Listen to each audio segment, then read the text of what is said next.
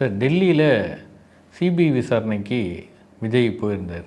போயிட்டு வெளில வரும்போது அங்கேருந்தே ஒரு ரோட் ஷோ ஆரம்பித்து டெல்லியிலேயே ஒரு பிரச்சார கேம்பெயினை ஸ்டார்ட் பண்ணிட்டாரா விஜய்? பிரச்சாரத்தை ஸ்டார்ட் பண்ணார்னு விட சமிக்கைகள் கொடுக்கறதுல சார் நல்ல ஒரு புத்தி கூர்மையாக அதில் நடந்துக்குவார். ஒரு கில்லடின்னு கூட சொல்லலாம் அவரை. இப்போ உள்ளே போயிட்டு ஒரு மாதிரி இப்படி டல்லாக வந்தார், இல்லை முகம் வாடி போய் வந்தாருன்னா என்னென்ன அவங்க, ஐயோ அண்ணா நான் ரொம்ப ஏதோ கேள்வி கேட்டாங்க போல், அண்ணன் வந்து ஏதோ ரொம்ப கஷ்டப்படுத்திட்டாங்க அப்படின்ற மாதிரி வரும். அவர் வெளியில் வரும்போதே நீங்கள் விளம்பரம் பண்ணணும், வெளியில் வரும்போதே நீங்கள் பிரச்சாரம் பண்ணணும், வெளில வரும்போதே ரோட் ஷோ பண்ணணும். அது சிபிஐ அலுவலகமாக இருந்தாலும் அதை பற்றி எங்களுக்கு பொருட்டு கிடையாது. இது பார்வை.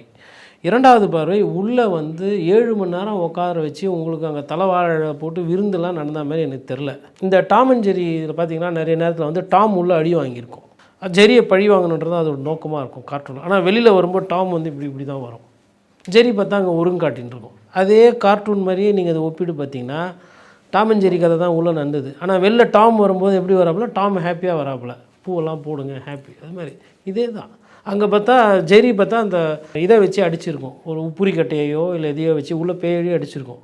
ஆனால் வெளியில் வரும்போது டாம் வந்து அடி வாங்காத மாதிரியே வரும். அது மாதிரி நீங்கள் டாம் அண்ட் ஜெரி கார்ட்டூனாக கூட பார்க்கலாம். அதை நல்ல அரசியல்வாதிகள் என்ன பண்ணுவாங்கன்னா, வெளியில் வந்த உடனே அந்த சிபிஐ ஹெட் குவார்ட்டர்ஸ் அதை தாண்டின உடனே ரோட்லேயோ இல்லை ஏதோ ஒரு இடத்துலையோ போய் மைக்கு முன்னாடி நின்று, இதெல்லாம் எங்ககிட்ட ஆகாது, இதையும் பார்ப்பேன், உங்கள் அப்பாரையும் பார்ப்பேன், உங்கள் கட்சியும் பார்ப்பேன், எல்லாத்தையும் பார்ப்போம், எதுக்கு இந்த அழுத்தம் வருதுன்னு சொல்லி உண்மையிலே இவங்க தப்பு கூட பண்ணியிருப்பாங்க. ஆனால் எதிர்வினைன்னு ஒன்று ஆட்டுவாங்க. அது ஏன் என்ன ஏதுன்னு ஒரு விளக்கம் சொல்லுவாங்க.